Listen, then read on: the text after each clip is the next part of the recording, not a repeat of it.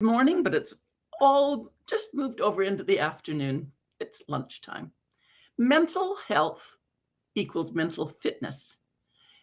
We have certainly been hearing all of the horror stories around not only the burnout, but the cabin fever effect of 3 years of COVID, where people have really lost connection and community and that social outing that has been critical to our mental health.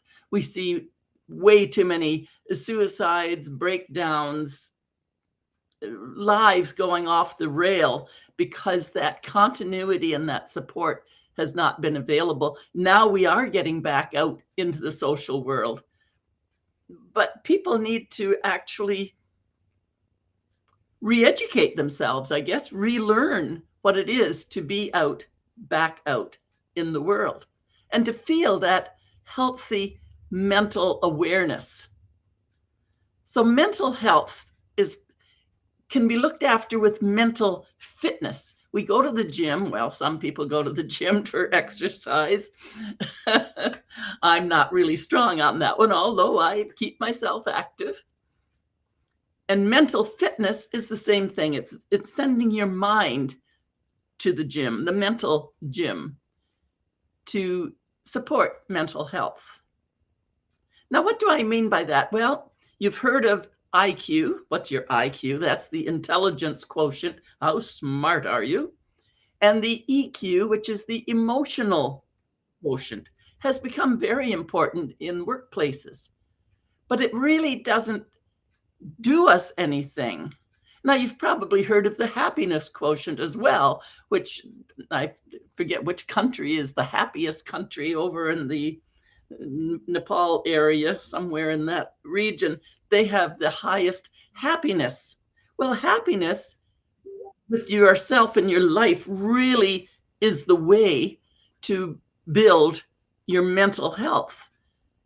That's why it's so important to be grateful with where you are at the moment. Doesn't mean you're staying there, but be grateful for what you have already, because otherwise you're chasing, chasing, chasing. When I have more money, I'll have the house. When I have the house, I'll have the babies. When I have the babies, I'll worry about planning my money. When, and when never comes. It happens, it arrives and passes you by, and nothing has changed. So we're always chasing. We don't want that chasing. We want that quietness of contentment and happiness with where we're at, with what we've got, because with that gratitude, we can desire and move towards more. And that's fine.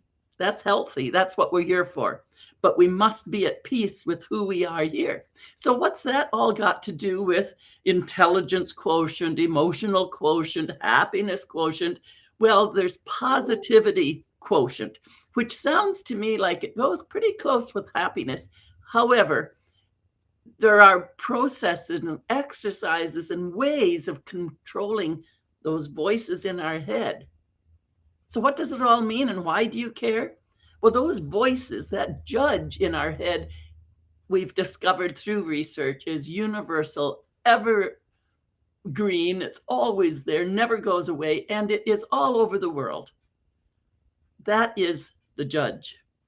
I do something and then I judge myself. I do something, I judge myself. Do you know that one? I've certainly gotten active judge. When my mind goes there now, I can say, oh, here come to judge, here come to judge. Do I need a judge? Well, no, not really. I need some clarity. I need to communicate what it is that is next for me. I need to communicate and understand and accept what is at the moment. So that all comes under this positivity quotient, PQ. And I am now a certified PQ coach. I work independently. I don't work as an employee or anything like that. It's adding this awareness into the work I already do. Because when we can self-command our mind and learn how to do that, when we can self-command that judge, that victim, that overachiever, I'm a high overachiever, hyper overachiever, causes that perfectionism pain. When I can self-command that, and when I can self-command it ever more quickly, ever more quickly, ever more quickly, aha, now I'm going to have some really well-exercised mental muscles, which will be mental fitness. And out of that, we create our lives. So we create our lives whether they're happy or they're sad, because the happy and the sad are only emotions, not what's really right there in front of us. So separated from reality. The work of looking after mental fitness through this positivity self-command is the work that we do to create the life that we want in every area of our life.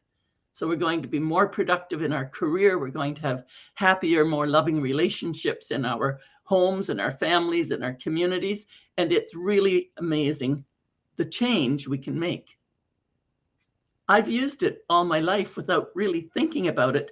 And I hadn't really understood what it was that I was doing. But now that I have that practice, and that includes into all aspects of my life, I now have even more grounding. So if you think I was grounded before, so that berating, anxious, nagging voice that goes on in your head, that judge, it's just hard. Are they controlling you? Are they causing you that pain in your stomach? The walking on eggshells? That's all about the emotions and self-commanding our way so that we can be in stress and anxiety and worry, or we can be shifting into the gifts of the sage, away from those saboteurs, into wonder and exploration and curiosity. As I said, I'm certified now as a positivity coach, which brings in these voices, these saboteurs, and helps us switch them over to the wisdom which we know is there. We need that little understanding for a pathway to shift. It makes all the difference. How about having that clarity and that self-command to create the life of joy and peace and contentment, even while we're striving for more? That's what we can do. It's Coach Sandra, Compassionate Queen of Straight Talk. I'll be speaking about each one of these saboteurs for the next few days, one by one by one.